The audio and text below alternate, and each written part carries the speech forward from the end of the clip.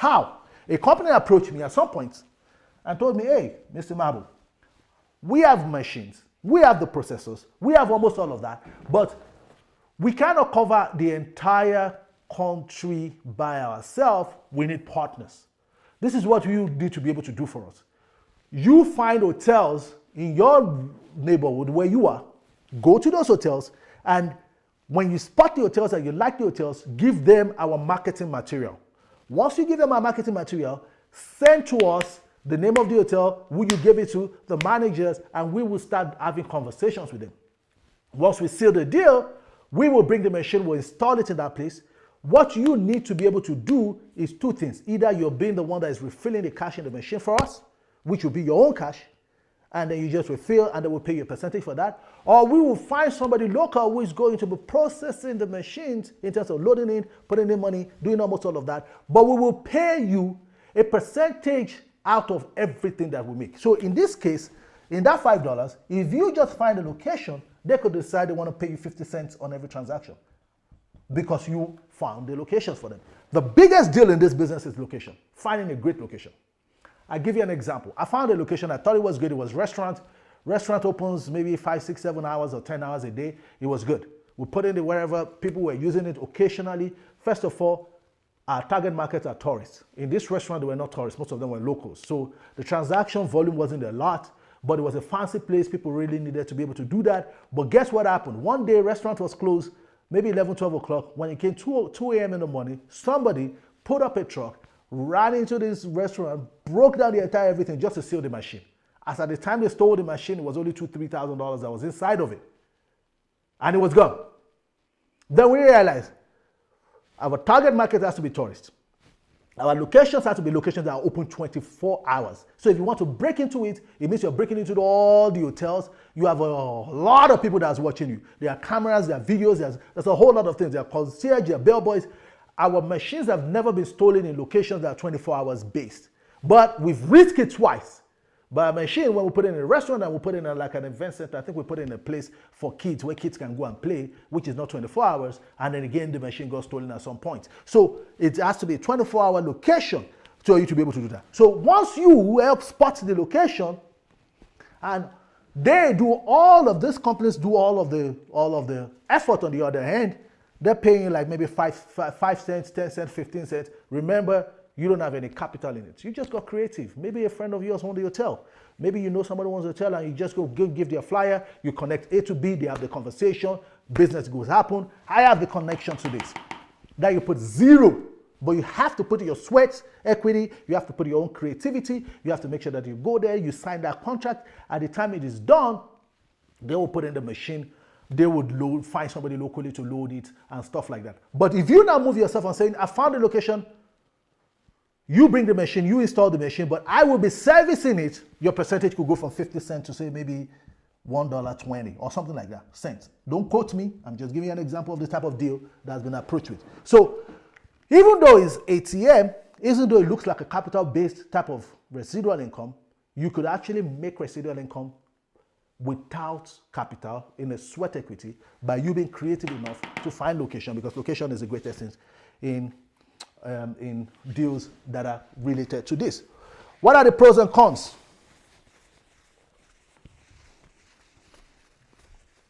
I tell you, pros or cons. I'll start with the cons. Cons. Number one, I got out of this business because it doesn't require too much of your time, but it can demand your time at any time. Let me put it this way. It could be that the whole work you're doing, every time you go to the machine, is only 5 minutes. You're in and out, refill, do everything you need to do in 5 minutes. But you could drive off.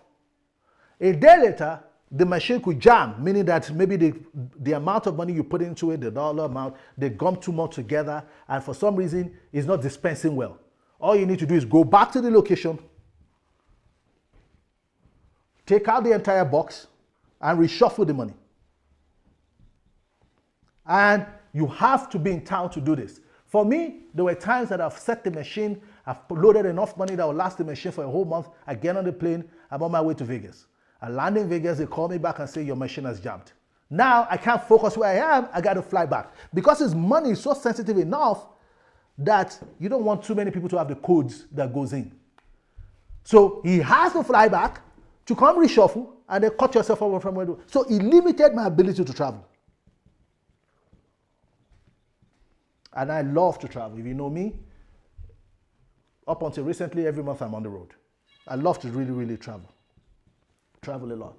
You understand me? So it limited my ability to travel. There was a lot of times that I needed to. There was a time me and my wife wanted to move to Houston. We couldn't because we had this machine. But we eventually did. We had a partner. The partner, because they don't really make much from it, the way they handled it wasn't the way we handled it. So one of the cons is, if you are doing this, you must be stable. If you want to go on vacation 2-3 weeks a year, that's fine. You're going to have one trusted friend of yours that you're going to give the code to. It cannot be more than one person. And that person cannot be going 10 times for you. They will only go for you if there's an emergency or you're on vacation. Because you can see the emergency from your phone. When transactions stop happening, you will see it. So you can tell a guy, can you help me go check this thing? And they can go in there and go take a look and help you refill it. One person must have your code when it's not you. So that they can, you have a backup plan every time you're doing. But if you're traveling too much and you're relying on a code or someone else to be able to do that for you, it's going to kill you. It requires stability. Number 2, the return on investment is not crazily high. This is a slow way of making sure that you're good. When we're in the business, the return on investment was about 23% or so a year. It's way better than being in a bank. It's way better than being in a stock over a long period of time. It's very stable.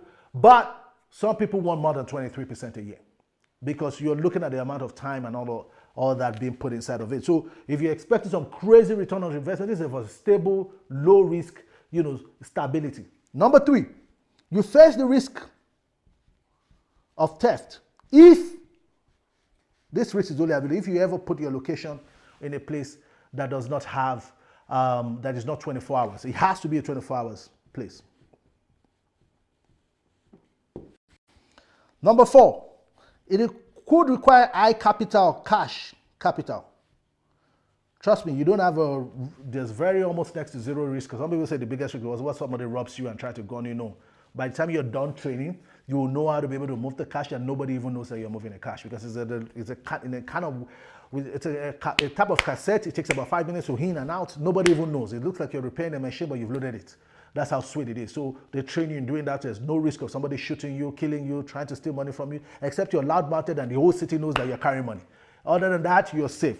But there could be high cash, high volume cash. If I have $50,000, $60,000, $70,000, instead of sitting in the bank, I take the $50,000, $60,000, I lock it up in the machine. I don't show up there for the next 1 month or 2 months because I know as they're spending it, right? And it gives me return. The money, the real capital comes back to me in 24 hours. The interest, whatever I'm getting paid, comes back to me every 30 days. It's stable. You can put in your money there, but for you to enjoy it, you need probably a little bit high capital to put in there so you're not showing up every week. So somewhere like Palizia, you put in $100,000, you won't show up in I don't know, maybe 2 weeks or something. It will stabilize your business. But if you only have 20,000, you're doing this business, you're showing up every 3-4 days, it takes more of your time. So it's more for a more stable, more long-term thinking, more relaxing type of business opportunity. And of course, it requires some high level of capital to be able to get inside of it. I do own my franchise. It's a 15-year franchise deal. I probably only used it for 5 years. I haven't used it I haven't really even used up to 1/3 of the amount of years in there. So I would sometimes in the future look for a partner who can take care of all the headaches. I already paid for the franchise. And then of course we could find a way that I could get paid a little tiny percentage out of whatever comes out of it, because I would never even get back into this business because it's too limiting to my lifestyle of a person. But this is a really good way of residual income. It will do really well for you. If you're stable, it will give you, enough type of capital for you to be able to play. Some people say, well, what if money goes out of cash, out of circulation, and becomes Bitcoin? They've said that Jesus would come. Trust me, they keep saying that. We're waiting for it. But what we found out is transaction below $40 in hotels has been cash. Very cash based. That's number 1. Number 2, we've never found a way to pay strippers in card. We've never found a way to pay bellboys in card. We've never found a way to tip, extra tip. I'm not talking about tip when you eat, extra tip to tip your waiter or something like that. in cards. So most of these transactions are still very cash-based transactions. You know, tipping your bellboy, tipping your waiter, you know, going out and having fun and doing transactions. And of course, when you are on hotels that has resorts like Rise, like whatever, these small business owners don't want to do cards because of the tax implications. So sometimes they want cash, and you need to be able to have a little bit of cash to be able to play around. So you might be living in a cashless society. For those who are in the world of tourism, there's still cash. So this is the opportunity, and I hope that we've been able to break it down. You would have a time for you to come and, you know, ask me questions, and I can be able to break that down for you a little bit more. This next one that I wanted to be able to talk about, so that you can all at the same time be able to start thinking of how you could create sweet in the middle based on whatever industry or whatever circumstances that you find yourself, is in the world of direct sales. In the world of direct sales, or what people call MLM, multi-level marketing, or some people call network marketing.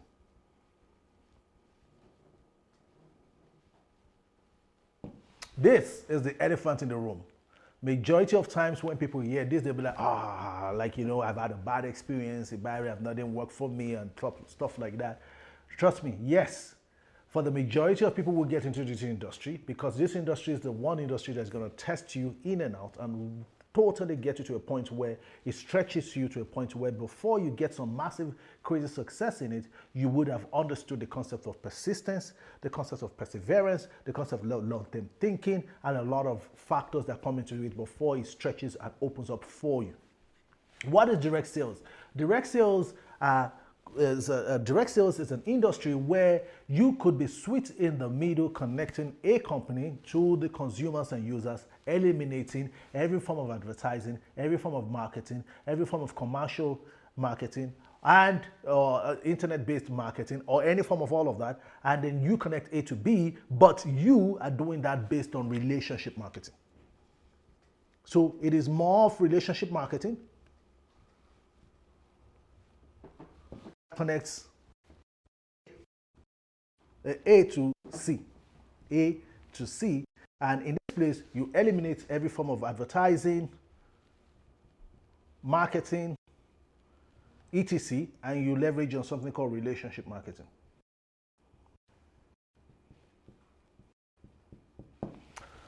This industry, I have never ever been in this industry until somebody introduced it to me about 4.5 years ago. And when I got into the industry for the very first time, it made a lot of sense to me, and it stretched me more than almost anything. I got my own direct sales license for almost like $199. As at that time, it was about $500, but right now it's about $199. And my job is to be able to connect users of essential services to companies who create the essential services. And I could do this in 27, 28 countries, and I got paid in the currencies of each of these countries. What does this mean? Essential service, things that people use every day: home phone, internet, electricity, gas, cell phone, TV, home security, stuff like that. And because this direct sales company have found a way to partner with all these companies, and we're talking premium companies, like in the cell phone industry, they've partnered with a company like Wireless with Telos, which is one of the largest and the biggest in Canada. Electricity and gas, they've partnered with the government of Ontario, government of Alberta, for somebody like me, an average guy, to get a license and broker people's electricity and gas. Every time people use these services, from the TV, home phone, internet, they've partnered with Shaw. On the other hand, they've partnered with Rogers, Bell, Cogeco. And when you go to the US, I can broker the same service with AT&T, Verizon, Sprint, Dish TV, DirecTV. If I go to the United Kingdom, I could broker the same thing with Virgin Media, broker the same thing with Virgin Media, with EE, with, you know, all very sure. If I go to Australia, I could broker the same thing with Vodafone, the government of Australia for electricity and gas. All of this has been packaged together for a guy like me to get into the industry, pay $199, and I could be doing business in Japan, in South Korea, in Colombia, in Mexico, United Kingdom, and they would, most importantly, teach you what to be able to do. This industry, and some people get into this industry and they are in, you know, one of the biggest companies in the world, like Amway, that sells products, some things that Walmart sells, but a higher quality, environmentally more friendly. And some people have got into it and it's educational programs. Some people have gotten into it and it's stock trading, like IM Academy. That's a forex trading company. Some people have gotten into it and they're selling geos, health. Some people have gotten into it because their mother had cancer and some company found a way to have a direct sales way of buying this product to give to their sick family, and he has healed them in one way or the other, and now they believe in it. They want other people who have cancer to be able to get involved in it. This industry has created more millionaires than any other industry combined in North America. Combined. Last year alone, this industry paid $42 billion in commissions. $42 billion with a B. With a B. This is an industry that does not have, you're not talking about, capital equity, you're not just purely talking about sweat equity. You buy for almost less than nothing, you partner up with this company, and you go out there, roll up your sleeve, and get to work. So if you ever consider getting into the world of direct sales, the first thing you need to be able to read is a book called The Business of 21st Century by Robert Kiyosaki. It breaks down how businesses are run these days. If you decide that you want to go get a TELUS franchise, this is how it works. You're going to buy that franchise directly from TELUS. It will probably cost you $100,000, $150,000, $200,000. You will have to get a physical store. You have to get all the inventory, which is the phones. You have to put in security in there. You have to put in electricity in there. You have to put in gas in there. You have to get staff. You have to deal with inventory. You have to deal with employee. You have to deal with HR. You have to deal with salary payment. You have to deal with all of this after paying hundreds of thousands of dollars for you to be able to sell TELUS line, give the customer their phone, hook up the line right away, they take it home, and then you get paid commission and, of course, possibly royalties for doing that. It would have cost you $200,000, $300,000 and you're limited to a particular location. If somebody gets into the same TELUS deal with a direct sales perspective of it, now they are only paying $199 for something that somebody has paid over $100 and something thousand to get. They are not locked up to a location. They're 100% online. TELUS will send the phone. TELUS will send them the phone. TELUS will send them the SIM card. Or they have to be able to plug it in. And I'm just using TELUS. It could be in the United States. It could be AT&T in the United States. It could be EE or Virgin in Canada. It could be in the UK. It could be Vodafone. The same system is the same. Now, you could sell to somebody who is in Calgary. You could sell to somebody who is in Toronto. You could sell to somebody who is in New Brunswick. You're not limited by location. You're not limited by carrying inventory because inventory will be done directly from that same company and they will ship it out plus the SIM card. You're not limited by dealing with employees because you are your own employee. You're not limited to time. You could be in Chicago and be doing the business in Toronto because it's all online on the base. It is one of the most creative, most sensible way of creating residual royalties income, and it's one of the fastest returns on investment when you get into that business. So if it's all this good, it's created more millionaires than anybody else. There's over 42 billion in commission. Some of the greatest minds have been involved in it. Do you know a guy called Zig Ziglar? He was a network marketer. Do you know a guy called Jim Rohn? One of the biggest, if you don't know Jim Rohn, is Tony Robbins' mentor. He was there. Do you know a guy called George Zaluki? He's in industry. Les Brown is in industry. And I can go on and on. Do you know a guy called Warren Buffett? At some point, he invested or co-owned one of these companies. Have you heard of a guy called Bill Clinton? At some point, he's an endorser of one of these things. Have you ever heard of a guy called Donald Trump? If you like him, maybe you don't like him. He's a smart businessman. He's endorsed a company that does one of these things before. So some of the smartest minds have seen that, oh God, advertising costs money and it doesn't turn back to returns. Why don't we use relationship marketing to be able to do it, and they've invested in it?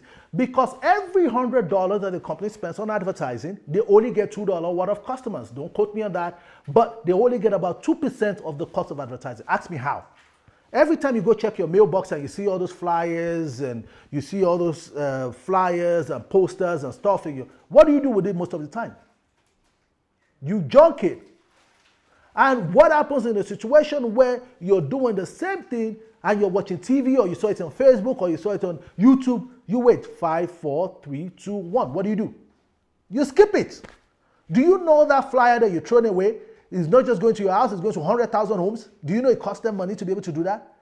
And how many people have gone driving on the street, see a commercial and say Porsche commercial, and then drive and go and get a Porsche? Hardly 2% of people do that. What is the customer retention when companies directly use advertising to get companies without no attachment to the people? Almost next. If the price is lower somewhere else, they leave you, they go to somewhere else. They have no attachment or loyalty to you over time. I mean, there is, but a very small, tiny percentage. So these companies now have found a way to eliminate all that problem, look for ordinary people to come in the middle, connect A to B, and the retention capability becomes instantly very high because these people they're not supporting the company, TELUS or Vodafone or Virgin Media, they are supporting the person who is giving them the product, and because they want that person to be able to do well. So why, if all of these are the good qualities of, completely 100% residual royalties, why is it that a lot of people at some point find it very difficult to be able to do well? I'll tell you the pros and the cons so that you are on the same page with me why this industry, with all of this benefit that this industry gives, why a lot of people don't succeed. I'll tell you off right the back, almost over 80% of people who do this, they give up before they break through.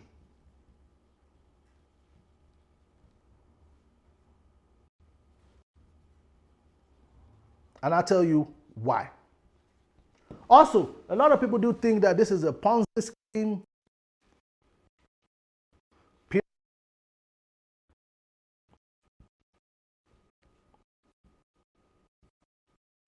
It is, as long as the one that you get involved in, as long as, and I'm not doubting that there are some few out there that are crazy, as long as the one that you get involved in is DSA regulated, Direct Sales Association regulated, that's number one.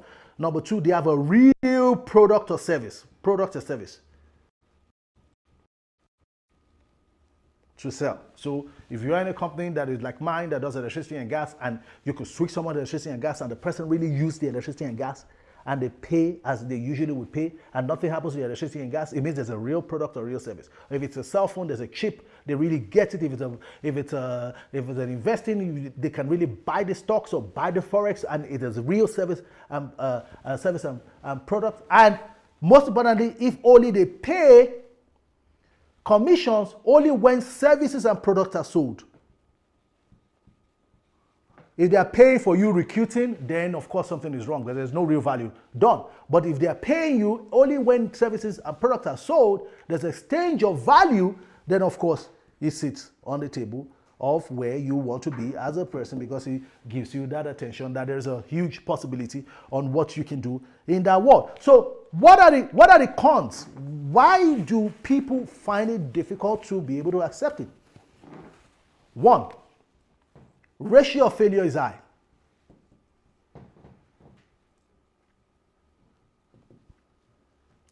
Because you get, at the beginning, you get paid less than you work. Which is normal. My mentor says, hey, always work more than you get paid for. Always work more than you get paid for. If you're paid for 8 hours, work 10 hours, work 9 hours, do a little bit more, do more extra. Be the guy that goes out there. If you want to be the guy who comes into a corporate organization and go all the way to the top, you got to show some extraordinary behavior, personality, because extraordinary is an ordinary doing a little bit of extra. You got to get to that extra. Number two is, so if you want to be able to, you have to get to someone who understands the concept that at the beginning, while you're building your business, you're going to work a little bit harder than that you're getting paid for. And the same thing, the concept of a new business owner who owns a restaurant, who owns a place of work, you put in a lot of work at the beginning before you crack most of these things open. And that's the same thing with this industry as well. There's going to be a lot of time. Number two, test your patience. It takes time. It takes time to build something solid. It takes time. It takes time. It's not a get-rich scheme. You don't become rich overnight. Number three, and I'm putting pros and cons together. Number three is you are technically paying to be in the business of personal development for the most part, for sometimes, because you have, before you crack it open, you have to crack yourself open. You mean you have to constantly and continuously develop yourself put in some time. Number 4, it's a completely new industry. A lot of people get in here, they think, oh my God, I only pay $200, I can do as I like. It's a full-blown industry. It's paid more millionaires than any other industry ever. It's made more millionaires than almost any other industry. In fact, it does way better than the entire sport and music industry. That's how big and how well that it does almost all around. So it's a completely new industry, and in every new industry that you go to, become a sport guy, you got to put in hours to become a sport guy. You want to be a doctor, you got to put in hours of study to become a doctor. If you get in here, you got to put in a lot of hours to be able to understand the industry by training. A lot of people run away from the training. They see that it's so simple, they get in. What are the other pro? Capital, very little or no capital. You get in with almost nothing, right? It is completely pure sweat equity. It takes time to grow, sweat equity. It takes time to grow. You got to be able to be patient with it. Be patient with it. Be patient with it. Because it gets to a point that you build gradually and gradually and gradually and gradually and gradually, and it gets to a point it busts up.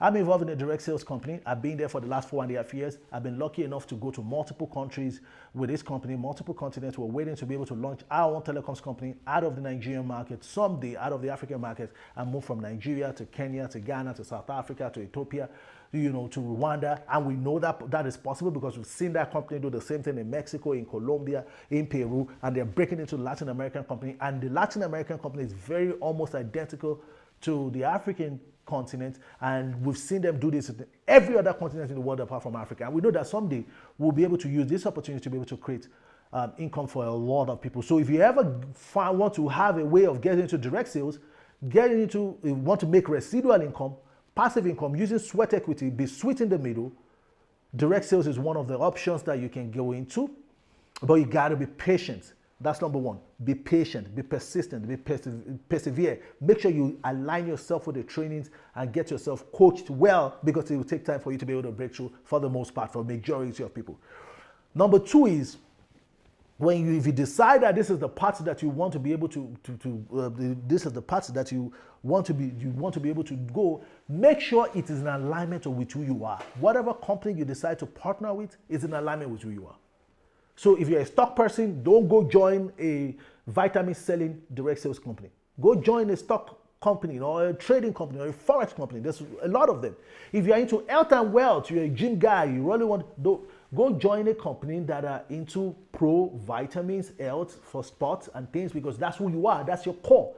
If you are somebody who doesn't really have a core, you just like the idea of telecommunication, had the idea of energy, like the idea of getting paid on essential services that are recession proof, that regardless of if the economy goes up or down, people will pay for it, then of course, join a company that does that. The good thing is there's direct sales for almost every industry in the world, from sports to health to essential services to trading to finances. There's direct sales for everything, and direct sales companies are very legitimate. They provide value, they exchange services, and they get paid for doing that, and you do not need capital to be able to get into it. I'll move on to the next one.